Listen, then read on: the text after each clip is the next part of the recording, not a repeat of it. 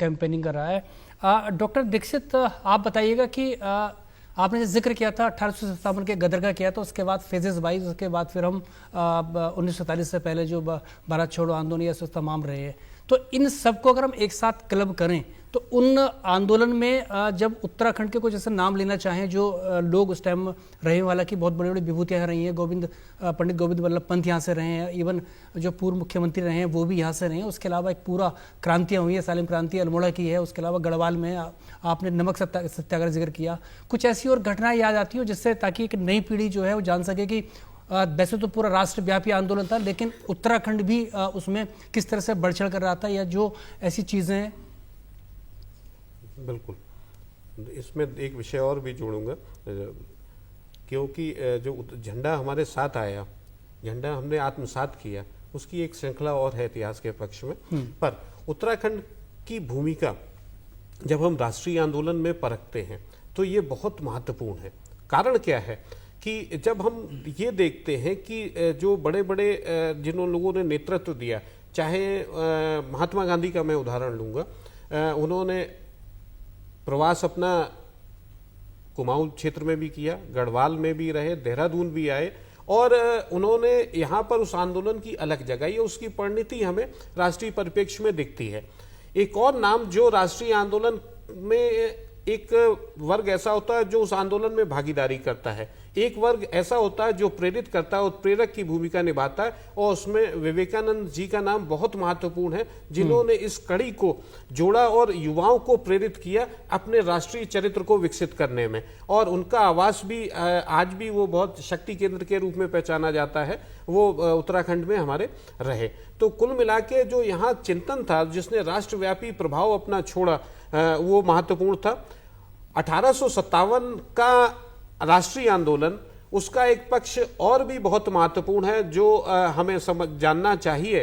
1854 में जब आंदोलन से पूर्व है की स्थितियां थी तो हरिद्वार में एक बैठक हुई और ये संदर्भित किया जाता है कि रानी लक्ष्मीबाई ने भी उसमें भाग लिया था, और वो आंदोलन की कहा यह जाता है कि एक रणनीतिक बैठक हुई थी, हरिद्वार में हुई थी, जो उत्तराखंड की भूमि है। तो निश्चित ही यहाँ पर एक बड़ा कार्यसेवक थे जिन्होंने इसमें भागीदारी ली। और जो नमक सत्याग्रह था, जब हम लोग आर्काइव को उसको अध्ययन करते हैं, डॉक्यूमेंट्स को देखते हैं, तो यहाँ बहुत बड़ी लिस्ट है, लगभग 18 लोग हैं जिन्होंने 6-6 महीने की सजा काटी थी उस आंदोलन, उस संघर्ष में। उत्तराखंड के भागीदारी उन्होंने दी। पर इतिहास के उन पक्षों को और सामने लाने की आवश्यकता महसूस होती है। एक विषय और जो मुझे संदर्भित लगता है, जब हमारा इतिहास जब अध्ययन के लिए हमारे सामने आता है तो वर्तमान परिवेश में हमारी शिक्षा नीति, एनसीईआरटी और प्रोफेसर डीपी सकलानी इसके निर्देशक हैं, जिन्होंने इतिहास के उन पक्षों को उजागर करने का प्रयास किया है जिन पर अभी तक चिंतन नहीं किया जा रहा था, जिनको महत्व कम इतिहास में दिया गया। और इसी परिणति में हम झंडे की यात्रा जब पढ़ते हैं तो 1906 में झंडा पहली बार एक नेतृत्व के रूप में आया, 6 में है, फिर 1907 में वो बदलता रहा उसका। पर जो हमारे सामने स्वरूप आया, ये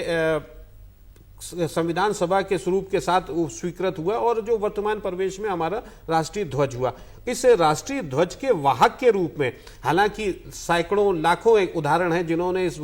इसके संघर्ष के लिए अपनी जान दी, पर एक नाम आज जरूर लेना चाहूंगा, मतंगनी हजारा, जिन्होंने 1942 के आंदोलन में नेतृत्व किया था और ध्वज उनके हाथ में था और वो आगे चल रही थी। सितंबर की घटना है और दाएं हाथ में उनके ध्वज था, उस ध्वज पर दाएं हाथ पर गोली मारी अंग्रेज सैनिकों ने, तो उन्होंने ध्वज को बाएं हाथ में ले लिया और बाएं हाथ पे जब गोली मारी तो वो ध्वज उन्होंने दोनों हाथों के बीच में दबा लिया और तीसरी गोली उनके माथे पे मारी गई 1942 के आंदोलन में, तो वो गिर पड़ी। और वो जो चित्र उनका आया बाद में, तो वो ध्वज उनके गोद में था, उसको उन्होंने जमीन पे लगने नहीं दिया। कहने का तात्पर्य यह है कि सरकार के स्तर पर ये जो प्रयास किया जा रहा है, ये उस संघर्ष का परिणाम है कि हम इस बात पर गर्व करें, क्योंकि आज हमारे लिए ध्वज फहराना बहुत सरल है, पर उस ध्वज के लिए, सिर्फ एक उदाहरण आपको हमने दिया, उस ध्वज के लिए जो संघर्ष था वो असीमित था, और जिस वजह से हम ध्वज आज फहरा रहे हैं वो गौरव का पल है हमारे लिए। बिल्कुल, इसमें कोई दो राय नहीं। बहुत